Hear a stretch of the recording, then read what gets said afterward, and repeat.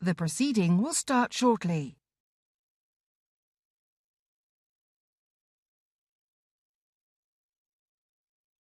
The proceeding will start shortly.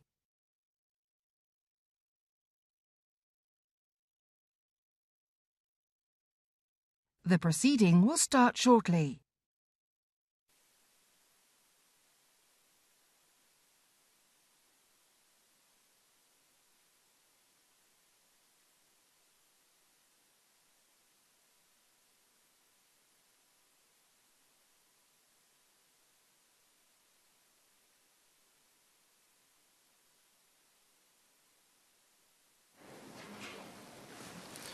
Order, order. Matt Vickers to move the motion.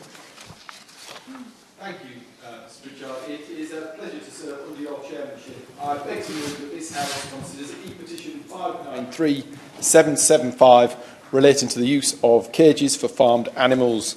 I'm delighted to present on behalf of the 109,000 people who signed this petition and the organisation Compassion in Farming, who organised it and are determined to see an end to the cage age.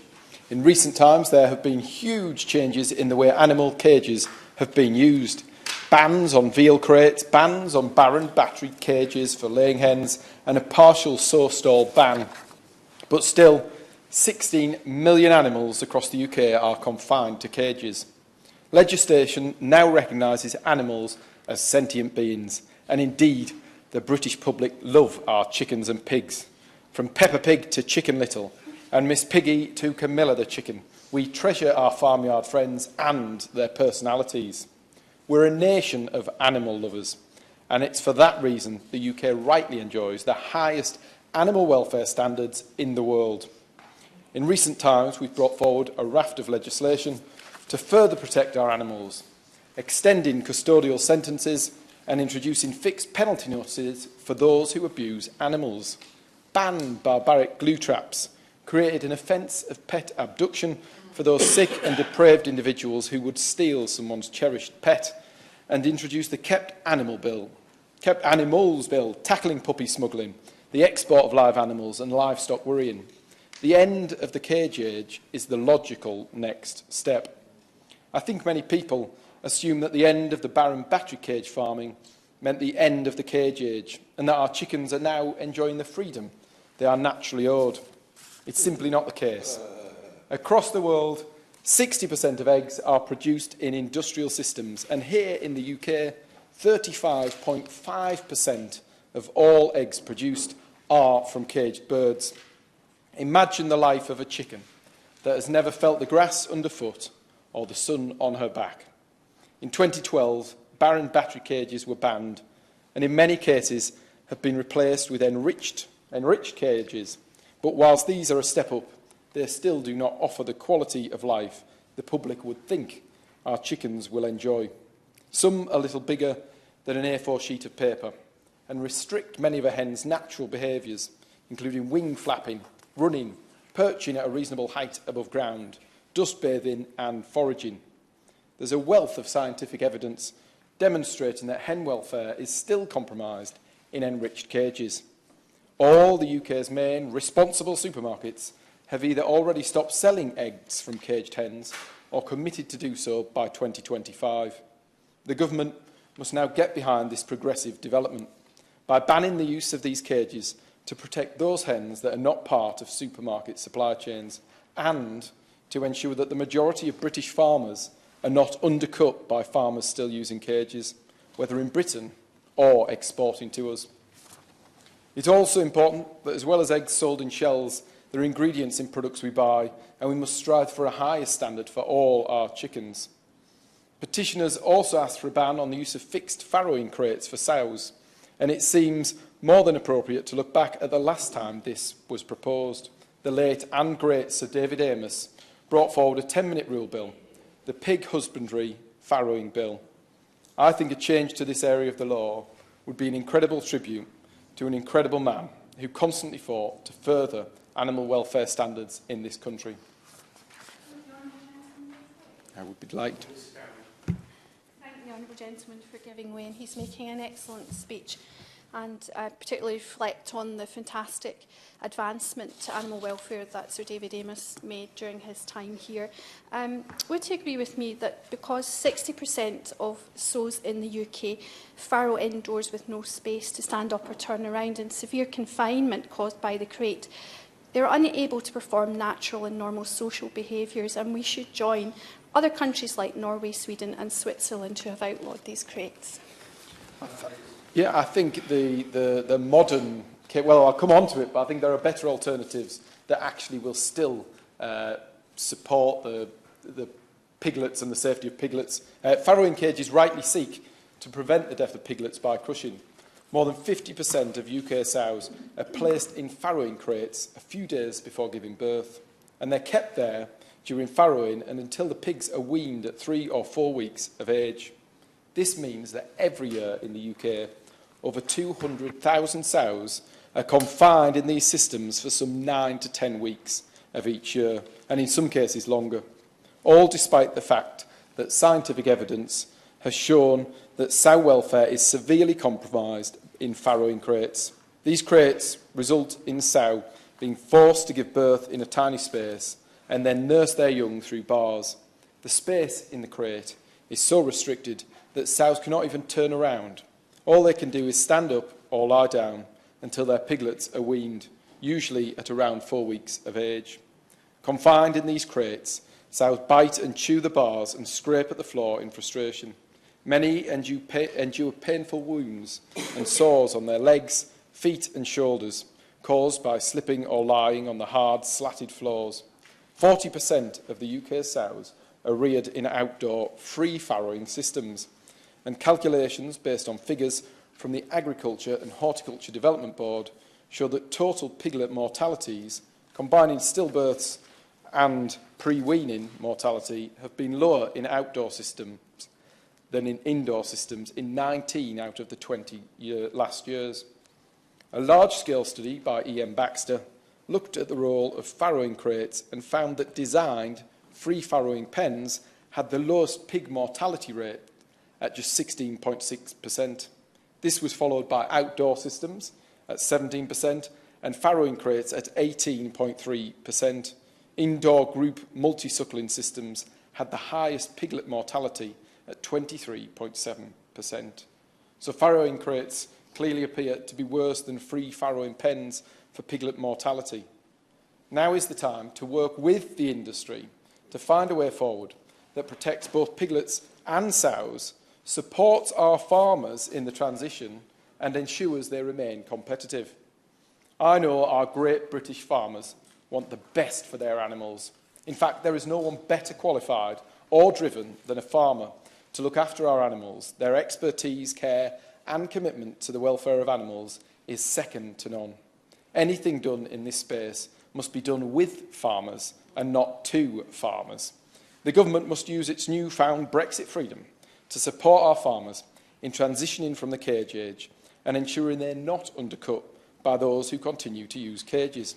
Indeed, the government should work with the sector, ensure an informed and achievable transition plan is put in place. My honourable friend allow me.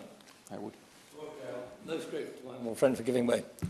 When we banned veal crates in the United Kingdom, we thought we'd solved the problem. In fact, all we did was deny British farmers an advantage because those veal crates were used on the continent and we then imported the product.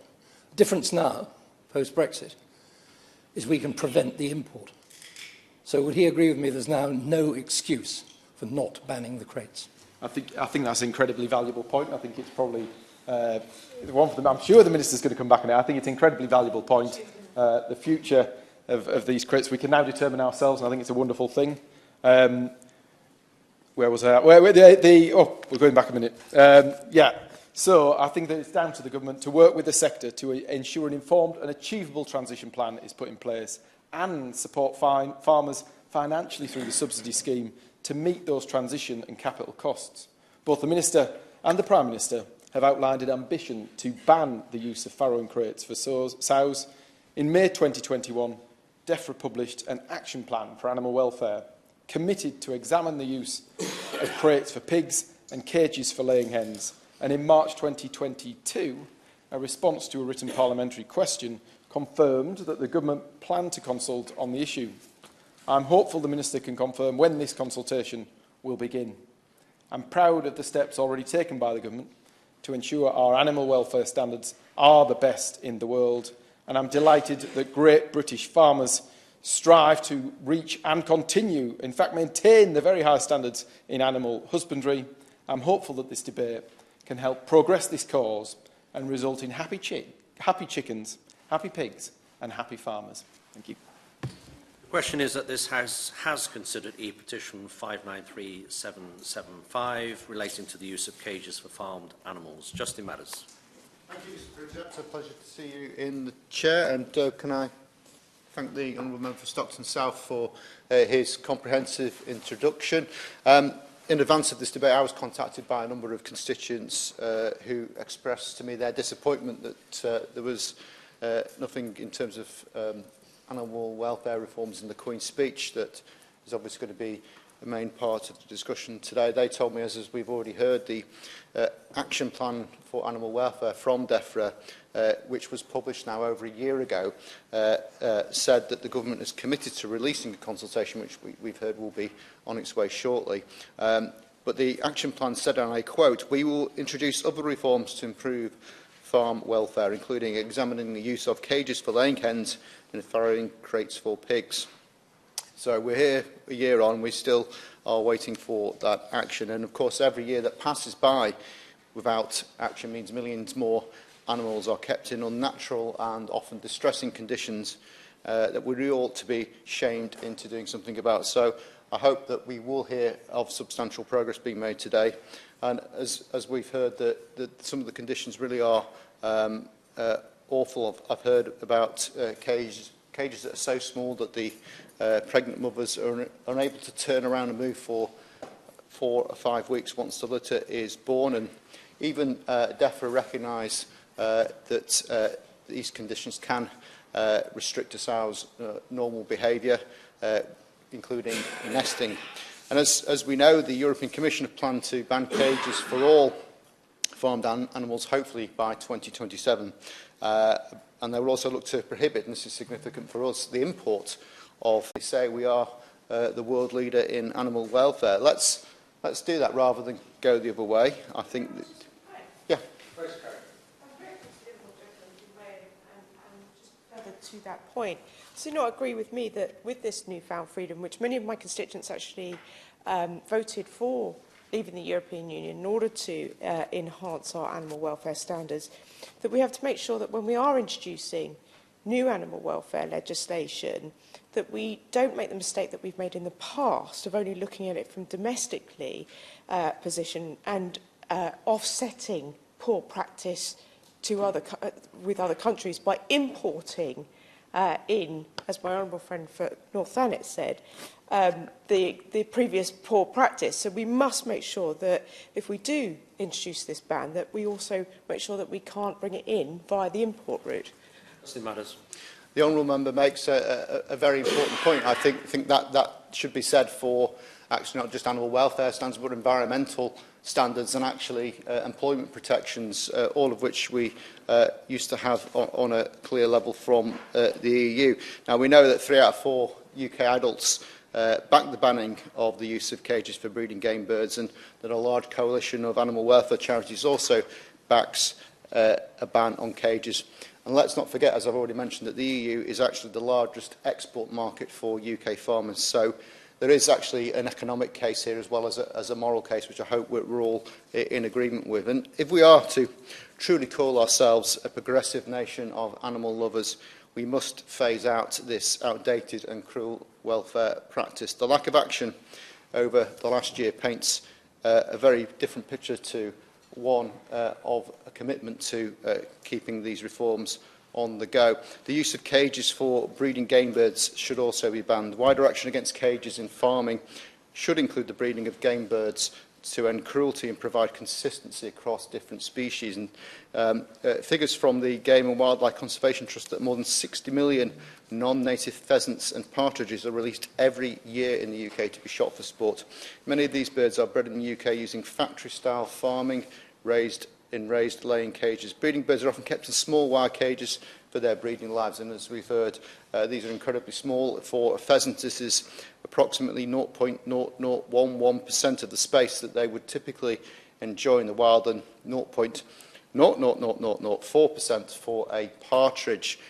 We wouldn't tolerate that for a dog or a cat, would we? So why should we tolerate it for game birds? So given the semi-wild nature of pheasant and partridge, the cramped conditions caused by the use of cages causes stress and injury, including painful open foot sores, exposure to extreme temperatures, and injury caused by escape attempts. And aggression is also a common sign in these birds, a sign of stress which can result in self-injury or other birds. And that's hardly surprising, is it, given they're being kept in those conditions.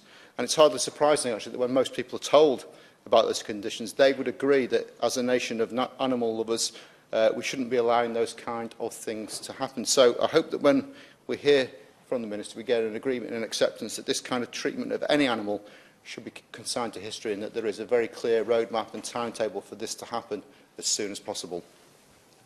So Bill Wiggin. Thank you very much, Mr. Pritchard. I'm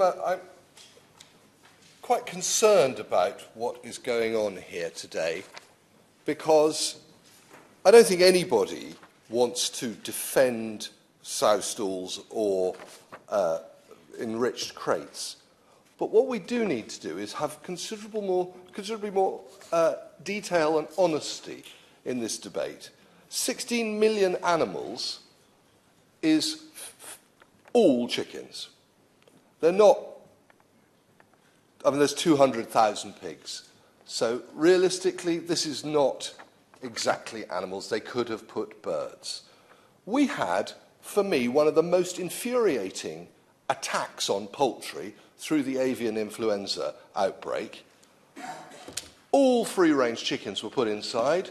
There were no free-range eggs available in our shops. Not one campaign was there about that appalling treatment of poultry. Now, it's entirely understandable why the government insisted on locking up our chickens, but there was a real welfare issue, not a squeak. Same with all the other things we're dealing with here. That was a lovely speech my honourable friend made, but 180,000 extra piglets will die if those crates aren't used. That may be acceptable, but it's part of the story. And the real problem is that unless agriculture is profitable, unless the farmer can make a decent living, he cannot forego those kind of losses. And yet that's what we want. So I think we need to be much more honest about this. When you next go to Tesco's and you see the bacons from Brookfield Farm, that's coming from Denmark. It's not British produced. When you next get a letter about game birds, most of the game birds released in this country are bred in France. Because of the avian influenza out there, there has been a massive shortage of eggs and chicks, and that is because the French reacted differently. So a lot of this animal welfare debate needs to be really focused on the truth, on accuracy, and on the points that my honourable friends made earlier about what we import. We can't expect to have better animal welfare if we don't tell the truth about it to each other honestly and accurately. I'd be delighted to give way. I've listened with some wry amusement to what he's saying. Good. But the fact is, I think I'm right in saying that he's a Brexiteer. One of the advantages, some might argue the only advantage, of leaving the European Union was that we were going to be able to exercise control over what came into the United Kingdom. I argued vociferously for a long period of time that we should not disadvantage our own farming community by putting up costs in a way that prevented them from making a living in competition with, for example, Denmark and pigs. But now that we've left the European Union, we have the power to say that we will not allow into the United Kingdom product that has been produced under circumstances that we would not permit here. That is what we're asking for.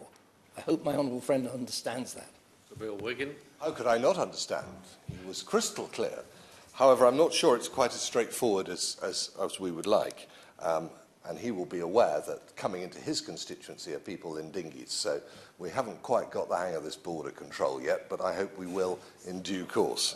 But in terms of this debate, there are wider problems. The biggest problem for pig farmers is the foot and mouth outbreak we suffered in 2001, because the best thing to do to pigs is to feed them the waste food.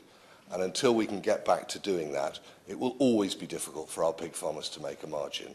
But I do agree with him that if we could stop other people doing horrible things to animals, that would be wonderful. Unfortunately, he also supports the ban on fox hunting. Unfortunately for my chickens, that led to their complete eradication. So there are balances to be had in the countryside, and the honesty that we need in this debate is one of those things. So the more accurate we can be, the better. For example, 55% of UK egg production is free range. In Spain, that's only 9.1%, and in Italy, 4.9%. So actually, when it comes down to it, we're doing an extremely good job in this country. I think we should be supporting our farmers more rather than criticising them, particularly for things that are going on abroad. Thank you, Mr. Pritchard. Thank you, Mr. Pritchard. It's a pleasure to serve under your chairmanship. I'd also like to thank the Honourable Member for Stockton South for opening today's debate, and the near 110,000 members of the public that took the time to sign E-petition 593775. We should acknowledge that this isn't the first petition either, and one containing a similar call to action raised over 100,000 signatures back in 2019. I have said many times before that animal welfare is an issue that I always, without fail, receive a high number of emails from my constituents about, and this debate has been no exception. 100 or so of my constituents have signed this petition, and I'm pleased to have the opportunity to represent them here this afternoon. I'd like to thank the RSPCA and Compassion in World Farming for their informative briefings on this topic, which were interesting and useful. Before I get into the main content of my speech, I'd like to take a moment to recognise the 10-minute rule bill brought forward by the late Sir David Amos last spring, the Pigs Husbandry Farrowing Bill, which would have prohibited the use of farrowing crates by 2027. Animal welfare was one of Sir David's most passionately pursued causes, and I'm sure we all agree that if the government do agree to changes in caged animal law, his contribution to so many debates and campaigns will have been a significant driving force. The petition text itself highlights some of the key issues well, but there is a specific point that I think is really important. Caged animals are living a low quality of life, they're cooped up, their movement is restricted, and they're left unable to exhibit their natural behaviours. It's unnecessarily distressing for the animals. It causes suffering when it need not. The European Commission intends to ban farm animals from being caged by 2027 and are considering imposing restrictions on imports from cage systems. In fact, several European countries have already banned cage systems proactively. The petition is correct in its statement that by not doing the same, the UK will fall behind the EU in animal welfare standards and create further issues to future trade. Battery cages for laying hens were outlawed across the EU, including in the UK a decade ago now. Unfortunately, along with most of Europe, we continue to allow enriched cages. While they are better than battery cages, they are still too small for the birds inside them, the size of about A4 sheet of paper. That lack of space severely restricts the birds' natural movements, and they are not able to run, fly, or even flap their wings. The restriction on physical exercise has real health impacts for the birds, leading to bone weakness or osteoporosis. The RSPCA put the number of laying hens in enriched cages at around 14 million, or approximately 35% of the UK's total supply chain. Luxembourg and Austria have already outlawed enriched cages, and Germany and Slovakia have committed to a ban in the near future. France announced 5 years ago that all shell eggs sold in their supermarkets would be free range by this year. Further afield, Taiwan, for example, are beginning the process of phasing out cages. The removal of hen cages has huge support, with large national brands like Nestle and Nando's supporting calls for the government to introduce legislation. Another petition on change.org is closing in on 100,000 signatures. When we go into the supermarket and do our weekly shop, we shouldn't have to be keeping an eye out for free-range eggs. It shouldn't have to be something that businesses point to as a mark of their own animal welfare morals. It should be the norm.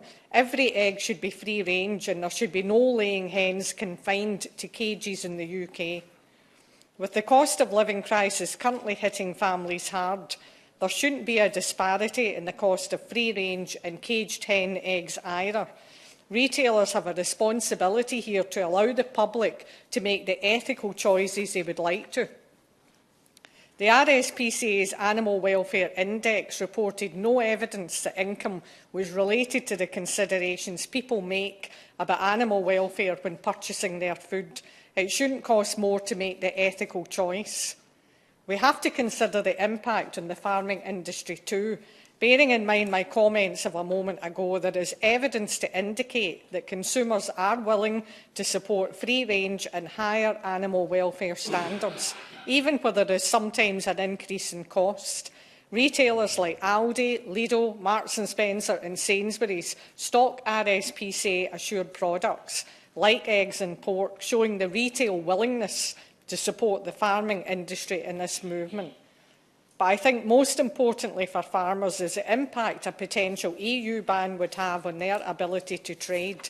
It would be economically damaging, and the work to mitigate that must start now. I've said a few times in animal welfare debates that the government had set out an ambitious agenda with their Animal Welfare Action Plan, and have said consistently that they are committed to high standards of animal welfare in the UK, which is why it seems contradictory to overlook important areas of policy like this one, although I do recognise that the past few years have seen improvement to farm animal welfare here in the UK. I also recognise the publication of the Animal Health and Welfare Programme and the announcement of a forthcoming public consultation, which I hope the Minister will be in a position to provide an update on the timings of. The Scottish Government have also committed to a consultation this year on phasing out caged animals. In conclusion, Mr Pritchard, this is an area in which the UK must continue to show its ambition and commitment. The public have made their view resoundingly clear and have done so for years. Fraser Villiers. Thank you, Mr Pritchard. It's a pleasure to serve under your chairmanship and to follow on from excellent speeches from the members for Stockton South and Rutherglen and Hamilton West. And I want to thank all the people who've taken time to sign this petition. I'm here today to make the case for a managed transition away from the use of cages in farming.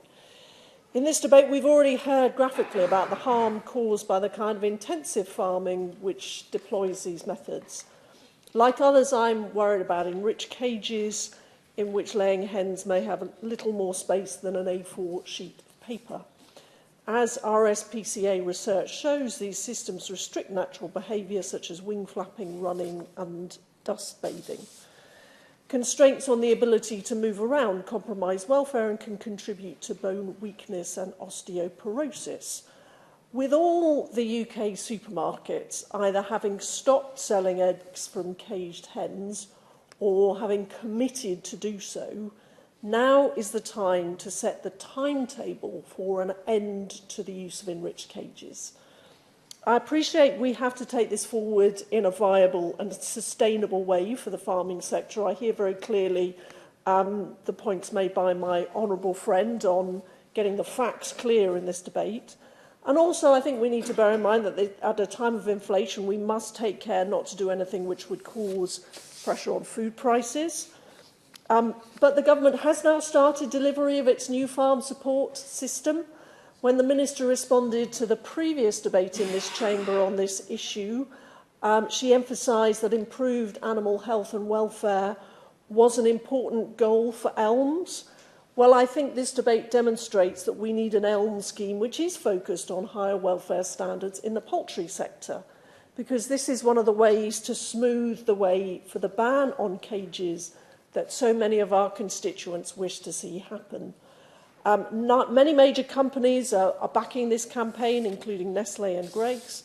Over 75% of the restaurant sector have committed to going cage-free in the eggs that they buy. The fact that other countries like Switzerland and Germany are banning enriched cages shows that there are ways to do this which are economically viable. The government promised to look at this in their 2021 action plan on animal welfare, so let's see the consultation published, which will take us closer to the day when we ban cages for laying hens. And let's also see the same urgency given to the replacement of farrowing crates, as called for by the late Sir David Amess in this chamber in 2020.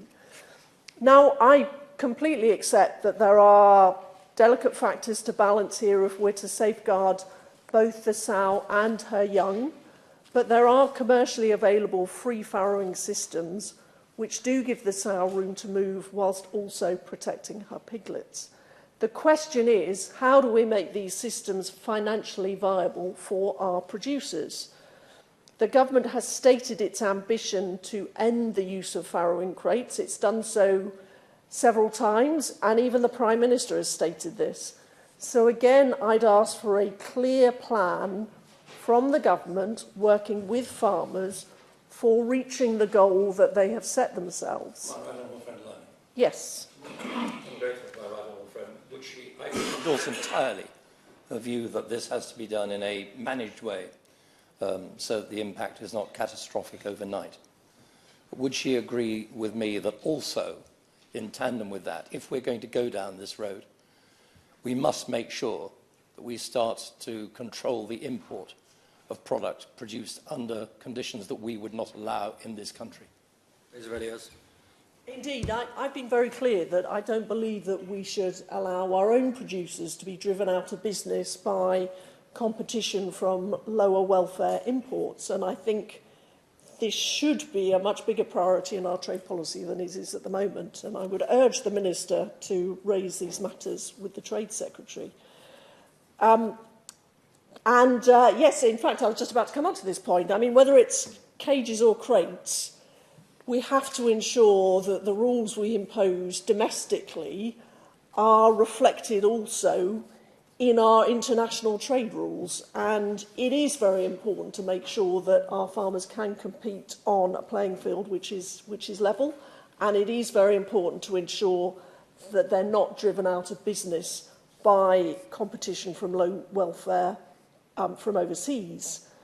Now, I believe this government has a very strong record on animal welfare. Our animal welfare commitments are more wide-ranging than any winning manifesto of any party before. We've introduced measures such as CCTV in slaughterhouses. We've banned third-party sales of puppies. We've increased the maximum sentence for animal cruelty. We're delivering compulsory microchipping for pet cats. We've introduced one of the toughest ivory bans in the world. And very soon, I hope we're going to become the first European country to ban the live export of animals for slaughter or fattening. So let us strengthen that record still further by listening to the petitioners today who want to see an end to the cage age. Thank you. We now move on to the front benches. Patricia Gibson.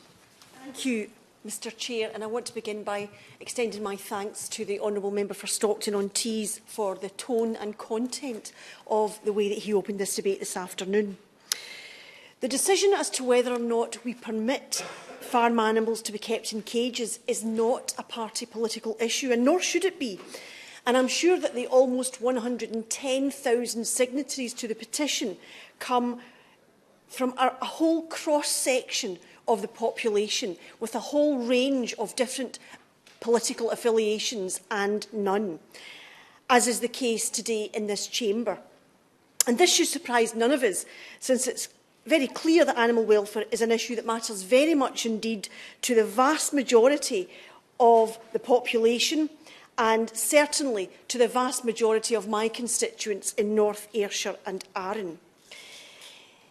It has to be said that some 78% of people across the UK oppose factory farming practices, such as breeding chickens to grow unnaturally fast and keeping large numbers of animals inside crowded facilities as a means of producing affordable food. But putting a sentient being into a cage should be something from which we all instinctively recoil.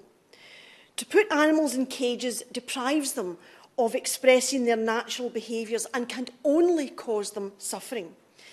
And yet across the UK, as we've heard, millions of farmed animals are kept in cages. So it really is time to end the cage age once and for all.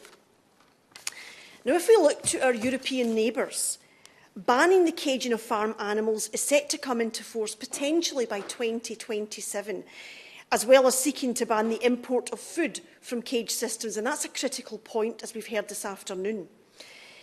I recall, as the Brexit debate raged on, minister after minister came to the chamber and indeed to TV studios proclaiming confidently that leaving the EU would mean that the UK could forge ahead with improved animal welfare. Yet now, unless we get cracking, the UK is set to lag behind the EU, with the EU banning the import of food from cage systems, which will pose further implications for our farming exports. Therefore, instead of falling behind, across the UK, we should be working to secure a ban on farrowing crates for sows and individual calf pens. In its programme for government for 21-22, the Scottish Government committed to starting consultation this year on proposals to phase out cages for game birds, laying hens and farrowing crates for pigs. In its 2021 manifesto for the Scottish Parliament, the SNP committed to shifting entirely to free-range woodland or barn chicken egg production, as well as modernising and updating the Animal Welfare Act from 2006 and implement new livestock legislation. So I urge the UK Government to mirror this action. We know the action we want to see cannot happen overnight, as we've already heard, but we need to get on with the transition that we all want to happen. Scotland's agriculture sector has some of the highest standards in the world, and it's really important that these standards are not sacrificed for trade deals with countries with lower standards. This matters not just for animal welfare, important as that is, but also for the quality of our food supply. For example, we know that there's a wealth of scientific evidence demonstrating that hen welfare is compromised in cages. That's why all the UK's main supermarkets have either stopped selling eggs from cage hens or committed to doing so by 2025. In addition, companies like Burger King and Tim Hortons have announced that they, with all their worldwide locations, will stop sourcing eggs and egg products from cage hens by 2025 in 92% of their markets, and by 2030 for the remaining 8%. Businesses which survive and thrive do so because they give their customers what they want. What consumers want is more ethical and more humane treatment of animals. That means no caging and as little suffering as can possibly be achieved. If businesses can respond to consumer demand, then so too can government, so too should government. Yet a vitally important point is that even if we set the very highest standards for our own agriculture sector, we cannot allow this, and many members today have said this already, we cannot allow this to be undercut by imports from countries using lower standards, caging animals and causing a race to the bottom. We know, for example, that barren battery cages banned in the UK in 2012 are legal in Australia, as are sow stalls, which were banned in the UK in 1999, but are legal in Australia. There's clearly no point banning a practice in the UK because it's cruel and inhumane, yet allowing that cruelty to be outsourced so that the product of this poor regard for animal welfare is still permitted to land on our supermarket shelves, whether it's eggs, meat or any other food produce. The EU has taken a lead on banning cage systems. The UK Government must follow that lead. The SNP Scottish Government will work, seeks to work collaboratively with the UK Government to ensure animal welfare legislation within the remit of the UK system is of the highest possible standards. And we in the SNP will continue to press the UK Government very hard not to undercut domestic farmers for trade deals with distant lands which treat animals in a way that we know the people of the UK strongly disapproves.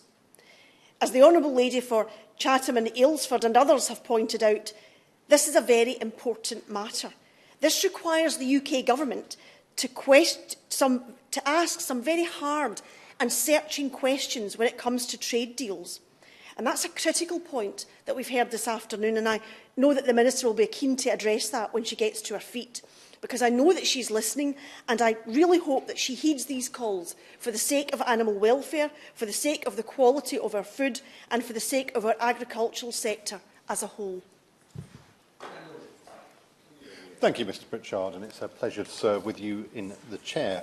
And can I join in the congratulations to the member for Stockton South, who I thought introduced the debate in a very measured way. I thought it was very brave to mention Peppa Pig in his introduction, but he set the scene very effectively for a debate around what is a large petition, over 100,000. I congratulate Compassion in World Farming and others for securing such support, which we know is widespread across the country. And I very much enjoyed addressing their rally outside last week when they were demanding the government gets on with ending the live export of animals. I shall return to that issue later. I'd also make brief reference to the fact we had a very similar debate just over 2 years ago in this chamber. Actually, one thing that members might reflect on is whether much has changed in that time. I'm sure the Minister would be keen to say much has. I'm not so sure it has, but what I reflect is on the very powerful contribution made by Sir David Amess that day, where it really was the most powerful contribution in that debate, I think, in his plea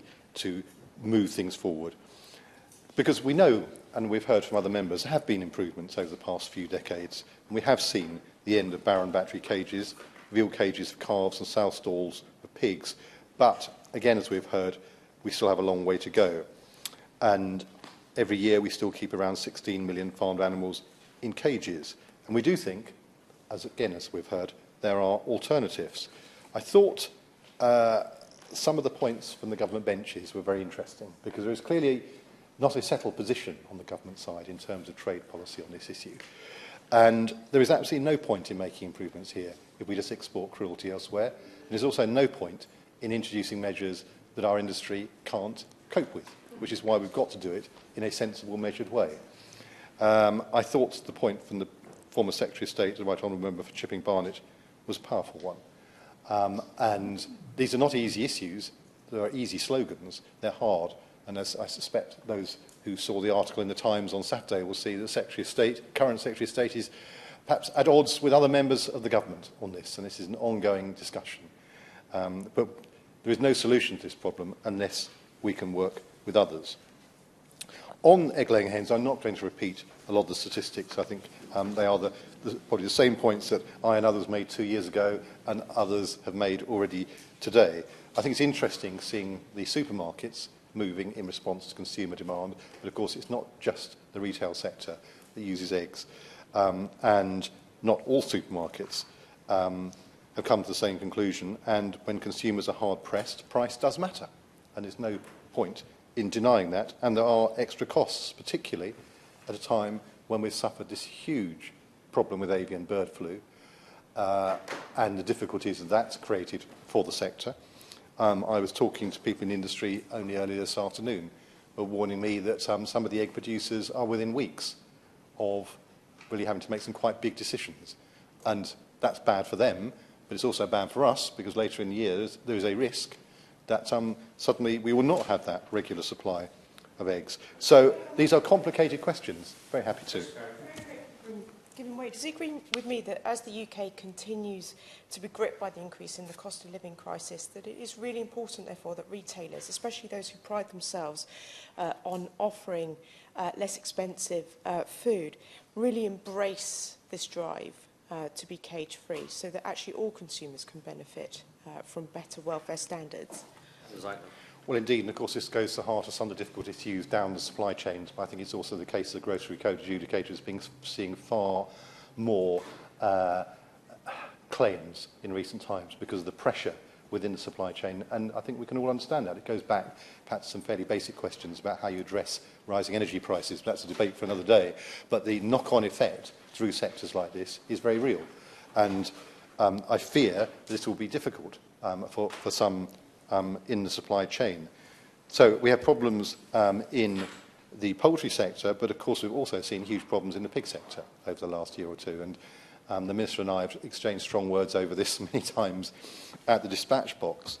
So leaving aside the issue of the cages, frankly, some of the ways in which we've had to cull healthy pigs has not been great, and some of the conditions that pigs have had to be kept in as they get too big have not been great. So there are problems right the way through the sectors. We've heard about the problems with cages and the distress that this can cause and stop pigs carrying out their natural behaviours, such as nesting. I've been on pig farms and I have to say, when I see that biting behaviour, it worries me, quite frankly, because they're clearly intelligent animals and sometimes they are stressed.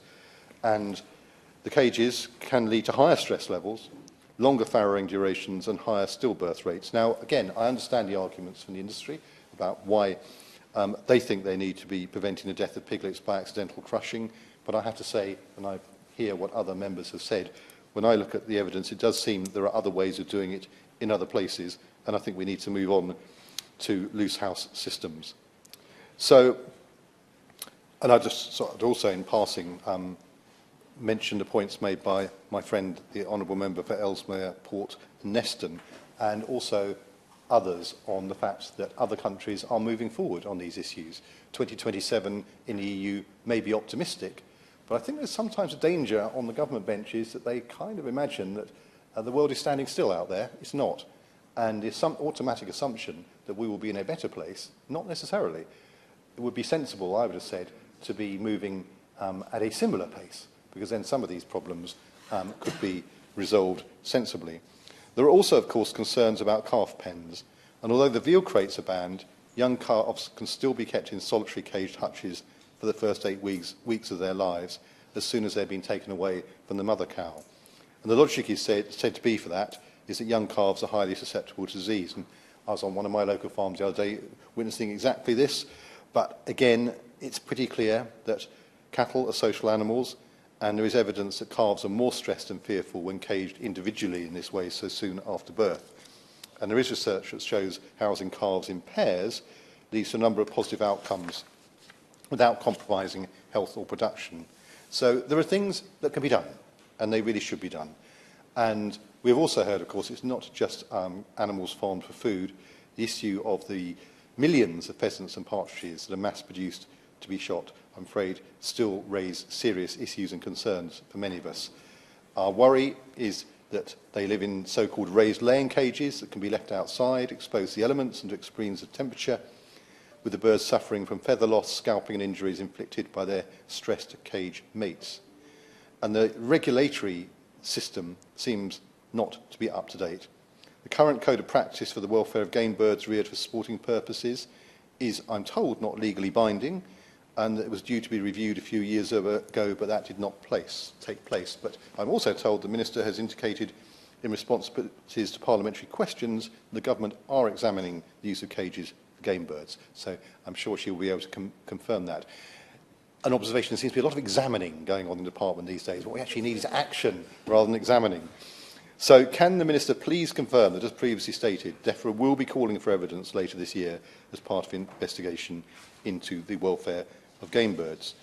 Now, from these benches, we watch with some interest these developments, because 2 years ago, when we were going through the Agriculture Bill, as it then was, we put forward a number of amendments to increase the maximum stocking density for chickens reared in barns, ending the use of sow farrowing crates, and we did so again during the committee stage of the Kept Animal Bill. Sadly, the government chose not to support those amendments, but I'm rather hoping that over time they will come round to our way of thinking. And on the Kept Animals Bill, it seems to have got a little bit delayed, I think it is fair to say. Well, and the Minister is shaking her head, in which case I'm sure she can give us a good timetable, which will come as a relief to many of us. It's been carried over. Let's hope we see it soon. Because, as has been said by many others, we need action now to bring an end to the cage age. It's vital that we ensure that any home production of animal products produced to these higher welfare, cage-free standards is not simply undercut and replaced by imports produced in countries that still use lower welfare cage systems. And I have to say, any conversation with farmers at the moment leads very quickly to their concern about being undercut in trade deals. And I have to say, and I think we may be discussing this again later in the week, the government's long-delayed national food strategy, to our eyes, failed to include proper protections for imported food.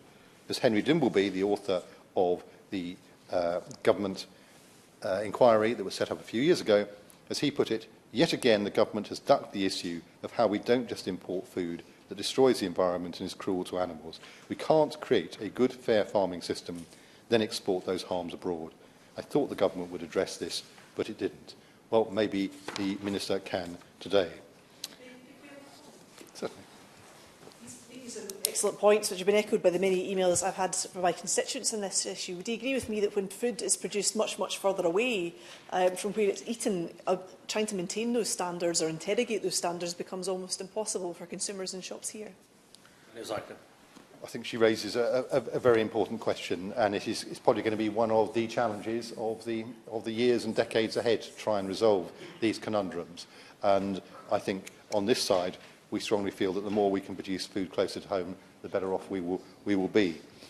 So, in conclusion, Mr. Pritchard, while I appreciate there are concerns about the impact that increasing animal welfare standards could have on food prices, particularly at the moment when so many households are struggling with sky-high inflation, the fact is, as set out in Dimbleby's report, our food system, I'm afraid, is not working, and it's failing animals. It's failing the environment, and often it's failing the consumer. And in our view, the National Food Strategy has not addressed those issues. And what we want to see the government do is work with the food sector to ensure that we can improve animal welfare without pushing up the cost for consumers. We need, as I said 2 years ago, rock-solid commitments that ending the use of cages on our farms is a priority for the government, and proper detail on how they plan to do that through a proper farming policy. The government have stated on numerous occasions their aspiration for the UK to become the global leader in farm animal welfare. They really could embrace a cage-free future now. And I ask the Minister to explain why this suffering should be allowed to continue and why the government has consistently kicked the can down the road when it comes to ending the cage age. Thank you very much. And it's a great pleasure to serve under your chairmanship. And I too would like to thank the Petitions Committee, the Honourable Gentleman from Stockton South, and indeed all the people who signed the petition to enable us to debate this important subject this afternoon. I would like to start by agreeing with the Honourable Gentleman opposite. These are not easy issues to resolve. We have, on the one hand, I think everybody in this room shares a goal of working to improve animal welfare, but we also live in a world where we're conscious that such improvements may increase the price of production of our food. I am committed, and so is the government, to working with producers and the food sector to raise standards across the board, and I think it's important that we set the remarks that I'm going to make in that context. So the Honourable Gentleman for Stockton South, I thought, introduced the debate very well by emphasising that we need to work with and not against the farming industry, and I hope that my remarks will give him some reassurance on that fact. The Honourable Gentleman from North Herefordshire called for honesty in the debate, and that, of course, is critical. So many of us don't really know what it is that we're eating or where it is that it comes from. And nobody could have lobbied me more heavily on behalf of chickens during the previous winter than the Honourable Gentleman himself. There is nothing about his now sadly demised flock of chickens which I do not know, and I am sorry that they spent their final winter housed because of avian influenza. The Honourable Lady for Chipping Barnet, I'd like to reassure that Improved animal health and welfare is very much integrated into all of our farming schemes. And there is very good news, and I'd be happy, in fact, I'd be delighted to discuss it with her in greater detail, on the vet visits in particular, which are being rolled out next year, specifically targeting at the beginning cattle, sheep and pigs. And I think those will be a very good way, a safe space for farmers and vets to have a discussion, not being reported to me or to the ministry afterwards, but those will lead to some really sensible and long-term improvements in the health of the national flock. And the Honourable Lady from North Ayrshire and Arran, I would like to reassure her that animal welfare is right up the agenda when it comes to forging trade deals. We're all, I think, in this chamber of one mind that animal welfare is important and it needs to be improved. And I think that most of us are also very aware that this is an extremely challenging time for Britain's farmers, with enormously increased input costs in food, fuel and fertiliser, which are affecting almost all production systems to a greater or lesser extent. We have a strong record in the UK banning battery cages for laying hens, sow stalls for pigs and veal crates for calves. So what has this government been doing in recent years? The Animal Sentencing Act 22 got royal assent this April and provides legal recognition that animals are sentient and how government decisions should continue to reflect that sentience in general decisions that are taken.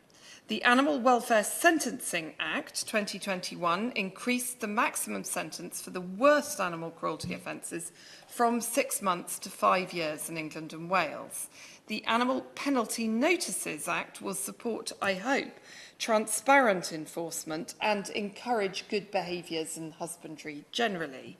The Kept Animals Bill, I would like to reassure everyone here, remains an absolute priority for the government. We are expecting a date as soon as the business managers can find us time in what is, I accept, a very busy parliamentary schedule. And we will continue to report stage just as soon as that time becomes available. The Kept Animals Bill will, among other measures, deal with excessively long journeys for slaughter and fattening, an issue which, as I have discussed with others in this chamber, whose names I won't mention for fear of giving their age away, an issue on which many of us have campaigned since we watched some of those pictures on Blue Peter as children and have been committed to campaigning to end animal exports since that date. So, turning first to chickens, I'm pleased to say that moving away from cages is the direction of travel for the egg industry. So 60% or so of our hens are now kept in free-range systems. Supermarkets are playing their part, with the major supermarkets pledging to stop selling eggs from hens in colony cages, so cages, the remaining 40%, by 2025. Some supermarkets and other retailers have gone further to extend this pledge to increased processed products, and that is very much to be welcomed. So, what's the plan? We are almost ready to go with a consultation on the caging of laying hens, but we must recognise that this transition must be done with rather than against the industry. And as we move away from cages, we need to continue to work with the industry on improving feather cover, for example, and reducing the amount of beak trimming which is done, and improving keel bone health. The challenges for the sector have been really very significant in recent times. COVID challenges, staffing challenges, and of course the largest ever avian influenza outbreak. But we will continue to make steps forward in this area. With broiler chickens, which perhaps don't fall quite so neatly into this debate, but are, I think, a very significant part of the number of animals which are reared in this country, I think it's important to recognise that almost all, nearly 95%, are reared in barns, in confinement. We do have better stocking densities than much of the EU, but there is a great deal more to do in this area, and I'll set out some of that later. Pigs, it has been, as the Honourable Gentleman acknowledged, an extremely difficult year for pig farmers. Looking at it in terms of global pig systems, in welfare terms, 40% of our pigs are kept outdoors. So our sows have outdoor farrowing systems in 40% of the cases. And pigs are also the sector where we have the clearest evidence of what happens when we ban a system without having a plan to help the industry through it.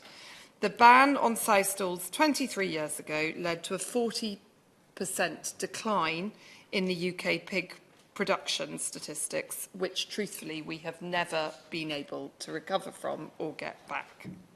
I thought the Honourable Lady from Chatham and Aylesford and the Honourable Gentleman for North Thanet put this extremely clearly.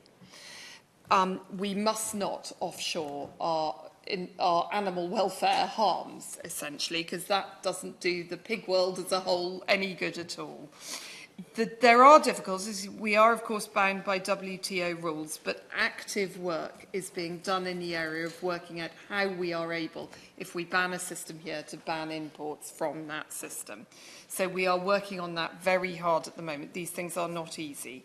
Our consultation on pigs, of course. These things are much easier if we have honesty in food labelling. Because then, at least as consumers, we can make the choice. I will be getting to that. Our consultation on pig farrowing crates is not quite ready. In particular, the impact assessment on costs. And this is in an industry which has really struggled over the last year. So that's still being worked up, and further work clearly needs to carry on. I am also very, very much in touch with the pig industry as we come through a really very difficult period for them. And we continue to work collectively to try to solve their problems. We're also in the middle of a serious supply chain review and a look at how contracts can be made to work better for the pig industry as a whole. In order to raise standards, I think it's important that we have other tools at our disposal. We don't just have to ban systems. And I would very much refute the allegation that no action's been going on for the last 2 years.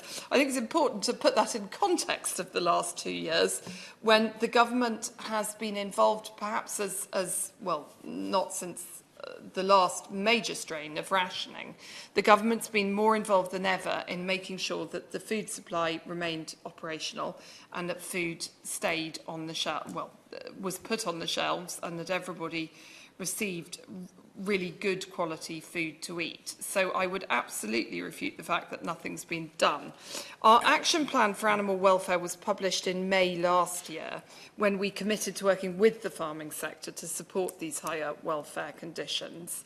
And the animal health and welfare pathway is being used to raise these standards all the time, not just through banning things, but through a three-pronged attack. So it states that financial rewards will be available for farmers who use higher welfare systems. It sets out a plan for stimulating market demand, so that's the labelling point, and also working hand in hand with that in strengthening the regulatory baseline. On pigs specifically in the pathway, we continue to improve biosecurity to control endemic diseases, and of course the vet visits will also help in this area. On meat chickens, we are, through the pathway, encouraging producers to implement the Better Chicken commitment, which requires the use of slower growing breeds and lower stocking densities. Only 5% of chickens are produced to higher standards, and we all need, frankly, to interrogate where our meat comes from. Labelling is obviously an important part of that consumer ability to interrogate where our meat comes from. And it does, and we know this, it has happened in the shell egg space. We know that this works to stimulate market demand for higher welfare products. We've done a call for evidence on animal welfare labelling, and we affirmed our commitment to continuing to work on this area in the food strategy last week. The Food Data Transparency Partnership will also help, because the way we work with retailers is critically important to changing their behaviours and forcing change, if you like, from the consumer end up. So in conclusion, the government is committed to phasing out confinement systems, and in supporting the industry to do so, not least to underpin UK food security. However, we need to work carefully and sensitively with the pig and poultry industries, who are both struggling with some difficult input costs and other challenges at the moment. Yep, I'd like to thank the Minister. It's good to see recognising the impact of the cost of living, the need to ensure processed as well as shelled eggs are included in any changes, the challenges that have faced the sector, and the fact that the solution does lie in working with rather than against farmers to ensure that we don't offshore our farming. I'd like to thank her for the work done to ensure we continue to proudly lead the world on animal welfare. I welcome the fact that the consultation is imminent and the commitment to end confinement of our animals. And I'd like to pay tribute to the many members who've spoken in the debate, the need, the member for Ellesmere and Neston, to include game birds in any ban, and the need for urgent action, to North Herefordshire, the chicken ambassador himself, who contributed with his usual vigour and authority, the need for an honest debate, and to ensure that farms remain profitable and competitive, and to balance interests and be honest in this debate going forward. The member for Rutherglen and Hamilton West, the great interest shown by her constituents and their love of animals, her tribute to the amazing Sir David Amos, and the international context of our legislative position. I didn't realise Nando's were on board. I will get in there more regularly. The member for Chipping Barnet, the need for a smooth and balanced transition, and the need to see that consultation urgently. The member for North Thanet talked about the need to maximise the freedoms we've gained from Brexit and to ensure that our farmers aren't undercut by imports. The member for North Ayrshire and Arran on this being what customers want, and the need to continue our role as world leaders in animal welfare. The member for Cambridge on the history and nature of this ongoing debate, both here and in our supermarkets and supply chains. Thank you to all the petitioners and all those animal welfare organisations who will ensure the welfare of our animals remains firmly on the agenda in this House. Thank you. The question is that this House has considered E-petition 593775 relating to the use of cages for farmed animals. As many with that opinion say aye. On the contrary, no. I think the ayes have it. The ayes have it. Order, order. The sitting stands adjourned.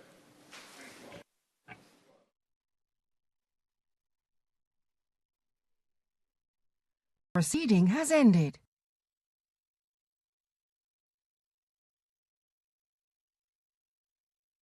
The proceeding has ended.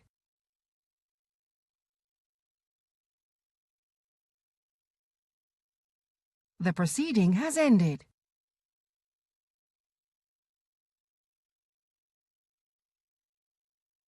The proceeding has ended.